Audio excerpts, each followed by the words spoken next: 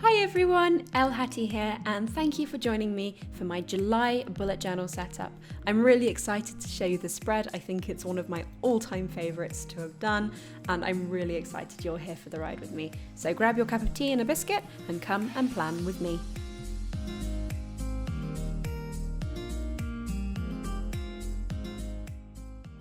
So let's dive straight in to setting up my July monthly overview. So this theme I'm really excited for because it's all about floating lanterns. And there is two main inspirations for this theme. The first is, of course, Tangled. I love that movie. I think it is one of the best Disney things to happen in recent time. Yes, I hold by that. I think it's better than Frozen. Let me know in the comments if you agree. But I wanted it also to reflect my personal experiences, and I have some really nice memories of spending the summer holidays, going up on top of the hills and releasing these big paper lanterns. And I just thought it was such a magical experience. I think it's such a beautiful way to spend an evening when it's really dark and you can see all the stars. So I really wanted to sort of pay homage to that as well in this theme. Slightly unusually, I'm actually using acrylic in my bullet journal this time for these paintings.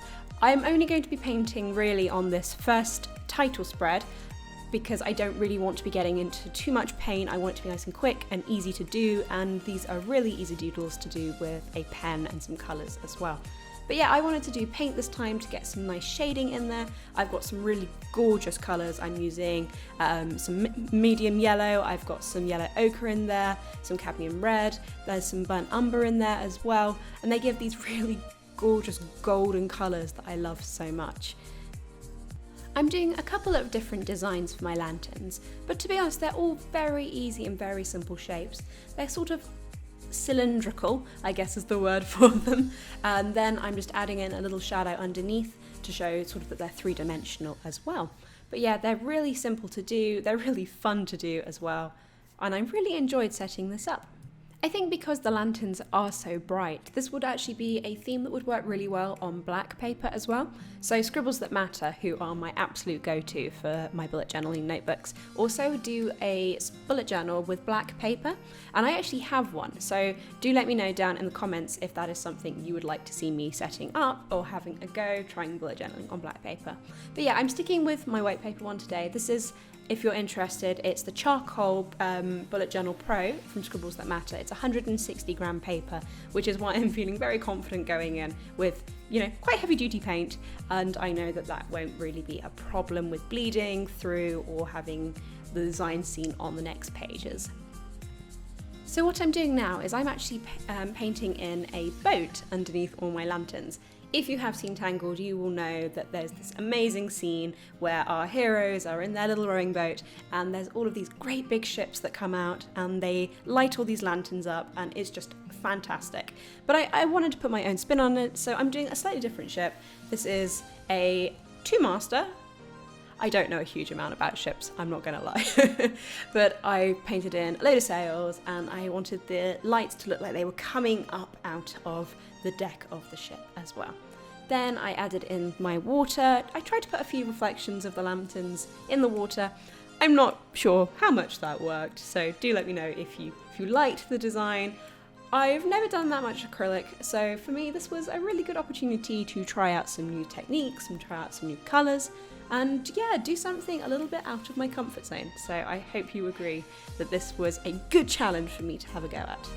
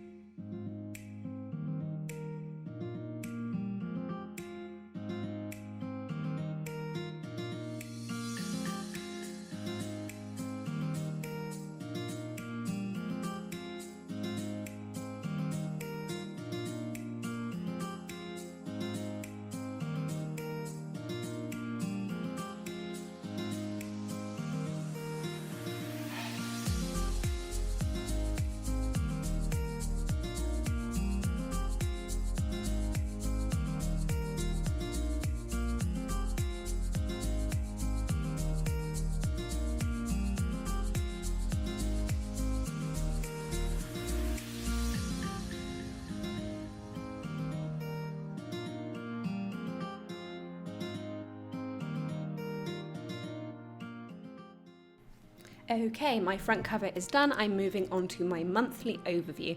I'm doing a really basic grid tracker for this month, a grid calendar, I guess you would call it.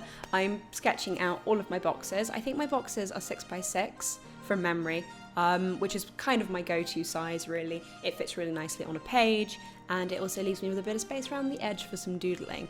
And of course I'm going to be doodling more of my lanterns. I'm not going to be painting these, I'm going to be using my markers.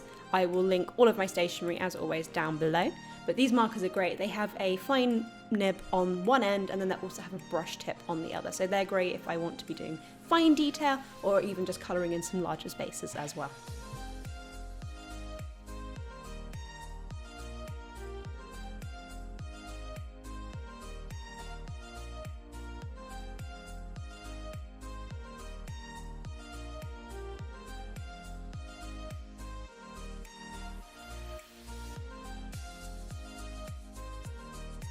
And here we go. These lanterns are so easy to draw. Honestly, I could doodle them in my sleep by the end of this video.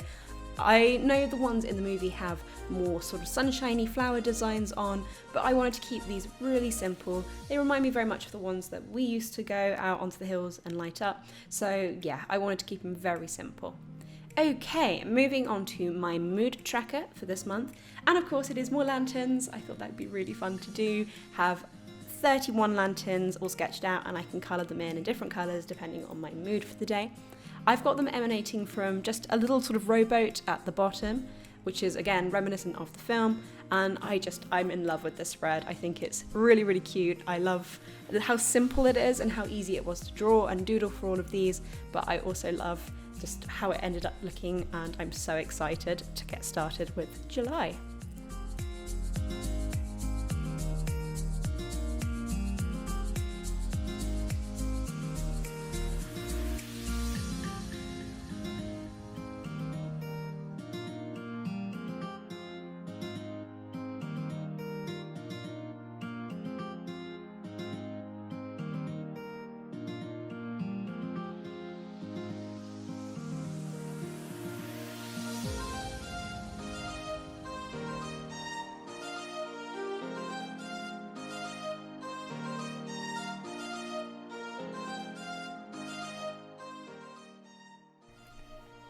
Of course, I am now moving on to my habit trackers. I'm doing a very simple habit tracker, just laying out my calendar grid from 1 to 31. Forgot how many days there were in July for a moment there. It's a bit embarrassing. So yeah, I'm just tracing out a few little grids, and I'm going to pop a little lantern doodle at the end of each one, and then I can just write in over across the doodle of what I want to be tracking this month. I've given myself less than normal. I've got a pretty busy month coming up. Everything seems to be somehow magically going 100% faster than it was, with everything moving back to sort of more normal times now. So yeah, I've given myself a few less things to be worrying about in the week as well. So my usual ones, like getting up and doing some exercise, making sure I water my plants, having no sugar in my diet, which is a killer right now, I'm not gonna lie, but trying my best with those as well.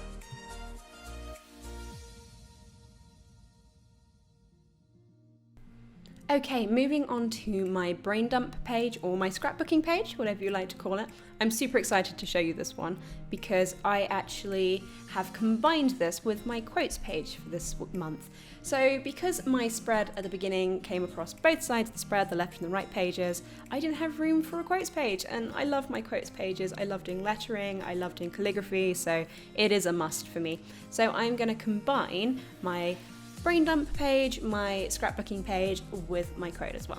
So I started out by sketching more of those really lovely lantern shapes. I will colour them in just with my markers in a moment, and then I went in and added my quote as well. And the quote I was using for this week is one of my personal favourites. I thought it fitted really well with this theme. I thought it was quite a nice sort of motivation as well. And it goes, "It is during our darkest moments that we must focus to see the light." And I think it's by Aristotle. I'm not sure. I think it might be. But for me, it's so motivating. It fit beautifully with this lanterns theme, and I think it's really inspiring as well. So yeah, that's what I've done there.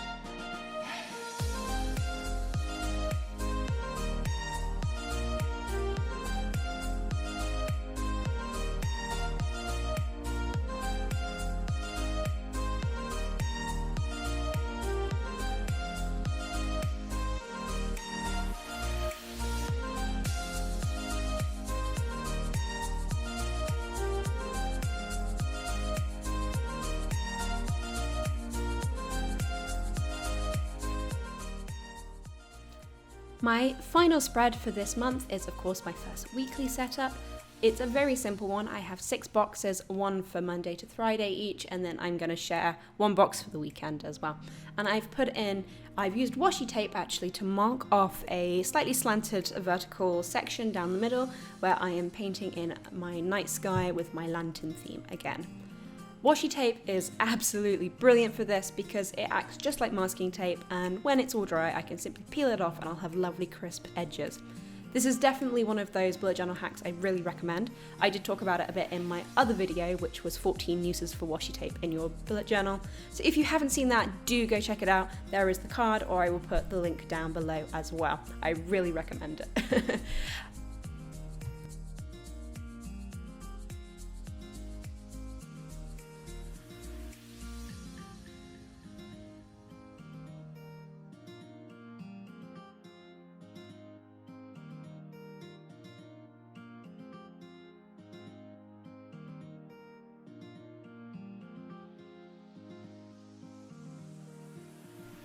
Finally, I'm just segmenting off my days for this week. So we're starting on the 29th at the end of June, but it will be going into July on Wednesday.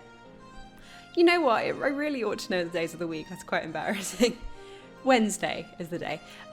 So yeah, I'm segmenting them off just with basic little simple lines. I'm leaving myself a little space for jotting things down, tasks, errands, events, meetings, all of that fun stuff. And yeah, then it's the really fun bit, which is where I get to pull the masking tape off, well, my washi tape, and it's just so satisfying. I love those clean lines. I just think it's the most satisfying thing in the world. And here is my final flip through of this month's spread. I am so excited to be getting stuck into July. I can't believe it's summer already. I love this theme. It really reminds me of summer holidays as a child, and I'm very excited to use it. I hope you have enjoyed this video. If you have, do leave it a like. Think about subscribing to my channel. I post bullet journaling videos 3 times a month, so do let me know if that is something you're interested in seeing, so do hit that subscribe button. You guys, as always, are absolutely amazing. You're wonderful. Thank you for coming on this journey with me, and I hope you have a wonderful July. Bye guys!